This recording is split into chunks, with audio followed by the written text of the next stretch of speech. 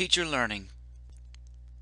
In this presentation we are going to talk about teacher learning, what it is, why it is important, and how it is done. The underlying question is, of course, why do teachers need to learn? Aren't they supposed to make students learn? The answer suggested from research is because teachers nowadays are faced with a more diverse group of students and demanded with more creative and active teaching methods. To be more specific, our discussion here is based on the assumption that what is known about learning applies to teachers as well as to their students. Thus, teachers also have the same opportunities to learn as they start to develop the path to lifelong learning, although the opportunities might be different from those of their students. We begin the discussion about teacher learning by considering opportunities available for practicing teachers. It is very important to understand these opportunities because teacher learning is very often constrained with such issues as time, resources, and accessibility. However, teacher learning opportunities are actually available anywhere, anytime, because teachers can learn from 1. Their own practice. Teachers learn from their own practice in many ways, such as living the practical experiments that occur as a part of professional practice and conducting classroom action research. 2. Teachers learn through interactions with other teachers during formal and informal mentoring. Formal mentoring includes supervision, while informal mentoring may include conversations in hallways, cafeterias, and teachers' classrooms. 3. Teachers learn from teacher educators in their schools, in their degree programs, and in workshops by consultants. 4. Teachers learn by enrolling into graduate programs in order to fulfill state requirements and maintain certification as well as to raise salaries. And 5. Teachers learn from their roles that are separate from their formal professional work, such as being parents, specifically learning about intellectual and moral development. Now that we have explained about possible opportunities for teacher learning, the next question is whether the opportunities meet the expected quality. In this presentation, the quality is based on a degree that teacher learning is learner-centered, knowledge-centered, assessment-centered, and community-centered. Learner-centered environment is critical as nowadays most learning methods are emphasized on constructivism, in which the learning environment should be built upon the learner's interests, strengths, and needs. In the context of teacher learning, teachers should be given an opportunity to explore teaching methods that fit with their needs and the need of the environment where they teach. Sadly, this ideal concept is difficult to adopt, as the report from the U.S. Department of Education shows that 2/3 of U.S. teachers state that they don't have opportunity to say what and how they should learn in the professional development provided by schools. Despite the dissatisfaction on teacher learning, providing a learner-centered environment itself is quite challenging because of the nature of teachers, which is so diverse that it is not an easy task to provide resources that will satisfy each of their needs. Teachers can come from different levels of school, academic degrees, and experiences.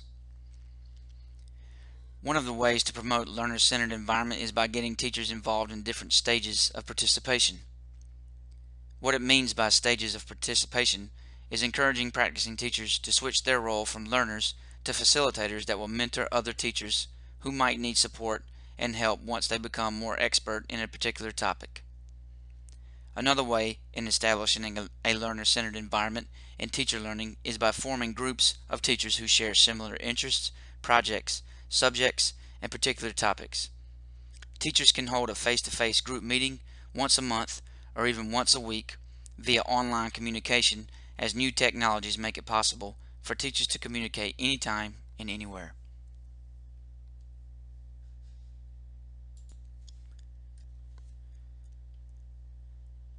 It can be difficult for teachers to rethink their disciplinary knowledge as well as their teaching strategies. In a knowledge-centered learning environment, workshops and development projects should make teachers become more comfortable with the role of learner, motivate them to take risks and make mistakes in front of their peers, and allow them to realize and improve their knowledge or lack thereof regarding their discipline and teaching strategies. Pedagogical content, knowledge, and an understanding of knowing how to integrate specific pedagogies into various disciplines should be the focus in knowledge-centered learning environments.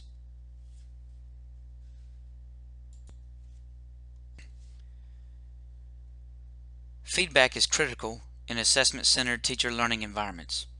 When trying new strategies, teachers need to receive detailed feedback from colleagues, which allows the learner to identify and correct potentially erroneous ideas. Without relevant feedback, errors in teaching strategies may remain invisible. When errors are identified through feedback, the teacher-learner can reflect on and improve their own teaching strategies.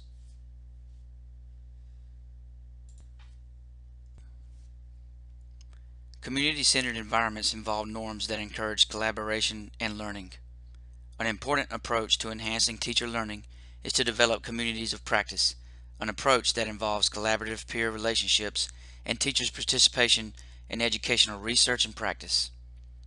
As part of these communities, teachers share successes and failures with pedagogy and curriculum development.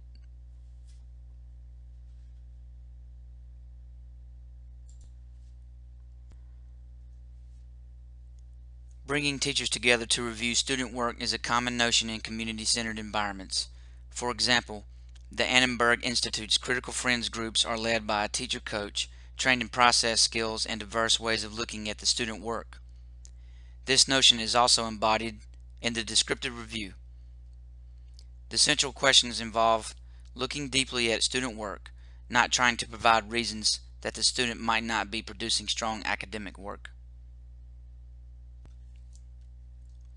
Collaborative discussions become most valuable when two teachers are jointly involved in sense-making and understanding of the phenomena of learning.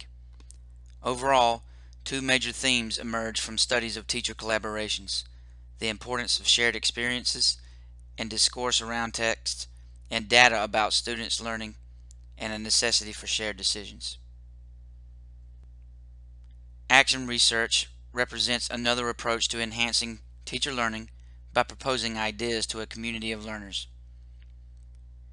While action research has multiple forms and purposes, it is an important way for teachers to improve their teaching and their curricula, and there is also an assumption that what teachers learn through this process can be shared with others.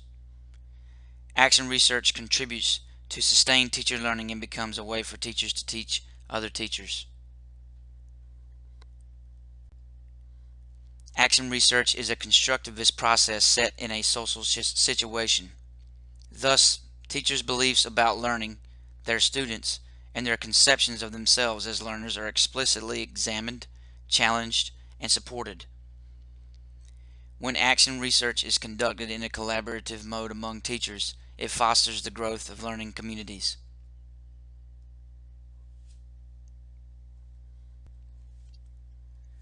Unfortunately, the use of action research as a model of sustained teacher learning is hampered by a lack of time and other resources. Teachers in the United States are generally not provided with paid time for such professional activities as action research. The sustainability of action research is also hampered by the difference between the practitioner research and academic research. If academicians are to encourage teachers to do action research, they need to have models that fit the temporal flow of school teaching.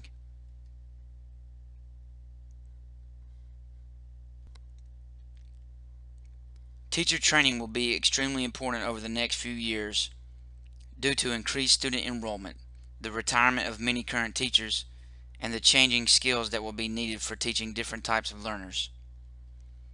Regardless of the amount of experience, training, and prior knowledge an educator may have about their craft, the next generation of learners is constantly changing.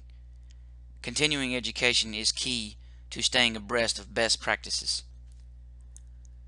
There are often inconsistencies from one program to another due to the wide variety of paths that can be taken to become a teacher. Many teachers take what is considered to be the traditional route to become an educator by obtaining an undergraduate degree.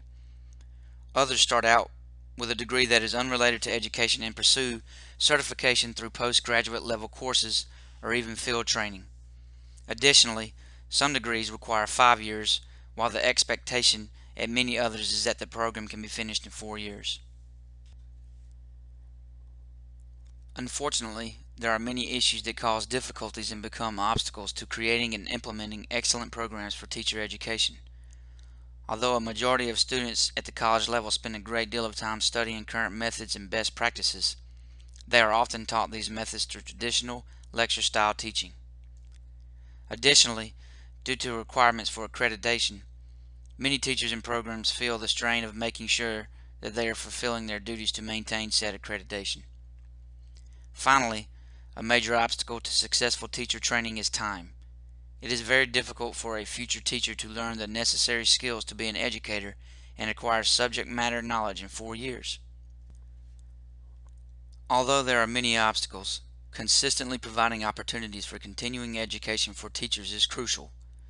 Not only must teachers stay current with best practices, they should see and experience the excellent methods that their students need as well.